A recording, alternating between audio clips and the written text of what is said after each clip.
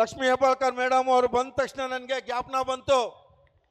ಕೆಲವು ಬಿಜೆಪಿ ನಾಯಕರು ಬಿಜೆಪಿ ಅವ್ರು ಹೇಳ್ತಾರೆ ಗೃಹ ಶೋಭದ ಹಣ ಇನ್ನು ಕೊಟ್ಟಿಲ್ಲ, ಗೃಹಲಕ್ಷ್ಮಿ ಹಣ ಕೊಟ್ಟಿಲ್ಲ ಅಂತ. ಅವರು ಬಂದು ಹಾಸ್ಪಿಟ್ಲಿಂದ ಬಂದ ತಕ್ಷಣ ಪ್ರೆಸ್ ಮೀಟಲ್ಲಿ ಹೇಳಿದ್ರು 3 ತಿಂಗಳದು ಒಟ್ಟಿಗೆ ಕೊಡ್ತೀವಿ ಅಂತ. ಆದರೆ ಇಡೀ ದೇಶ ಜನತೆಗೆ ನರೇಂದ್ರ ಮೋದಿಯವರು 15 ಲಕ್ಷ ಕೊಡ್ತೀವಿ ಅಂತ ಹೇಳಿದ್ರು. ಯಾರಿಗಾರ ಕೊಟ್ರ ಸ್ವಾಮಿ? ಬಿಜೆಪಿಯವರು ಯಾರ್ದಾರ ಅದ್ರ ಬಗ್ಗೆ ಮಾತಾಡ್ತಾರ? ಅಚ್ಚೇ ದಿನ ಬಗ್ಗೆ ಮಾತಾಡ್ತಾರ? ಬೇಟಿ ಬಚಾವ್ ಬೇಟಿ ಪಡಾವ್ ಅಂತ ಹೇಳ್ತಾರೆ, ಮಾತಾಡ್ತಾರ? ಯಾವುದು ಸಹ ಅವರು ಮಾತಾಡಲ್ಲ. ಯಾಕೆ ಅಂದ್ರೆ ಅವರು ಜನರಲ್ಲಿ ಗೊಂದಲ ಹುಟ್ಟಿಸೋದು. ಬಡವರ ವಿರೋಧಿ ಯಾರಪ್ಪ ಅಂದ್ರೆ ಬಿಜೆಪಿ, ರೈತರ ವಿರೋಧಿ ಯಾರಪ್ಪ ಅಂದ್ರೆ ಬಿಜೆಪಿ, ಯುವಕರ ವಿರೋಧಿ ಯಾರಪ್ಪ ಅಂದ್ರೆ ಬಿಜೆಪಿ.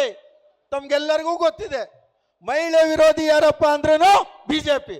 ಅವ್ರದ್ದು ಒಂದೇ ಉದ್ದೇಶ, ಕರ್ನಾಟಕ ರಾಜ್ಯದಲ್ಲಿ ಹೆಂಗಾರ ಮಾಡಿ ಈ ಗ್ಯಾರಂಟಿಗಳನ್ನ ಮುಗಿಸ್ಬೇಕು. ಯಾಕೆ ಅಂದ್ರೆ ಕಾಂಗ್ರೆಸ್ ಪಕ್ಷ ಬಡವರ ಪಕ್ಷ, ನುಡಿದಂತೆ ನಡೆದಂತ ಸರ್ಕಾರ ಯಾವ್ದಾರ ಇದ್ರೆ ಅದು ಸಿದ್ದರಾಮಯ್ಯನವರ ಸರ್ಕಾರ ಮತ್ತು ಡಿ ಕೆ ಶಿವಕುಮಾರ್ ಅವರ ಸರ್ಕಾರ ಅಂತ ತಮ್ಗೆಲ್ಲರಿಗೂ ಗೊತ್ತಿದೆ.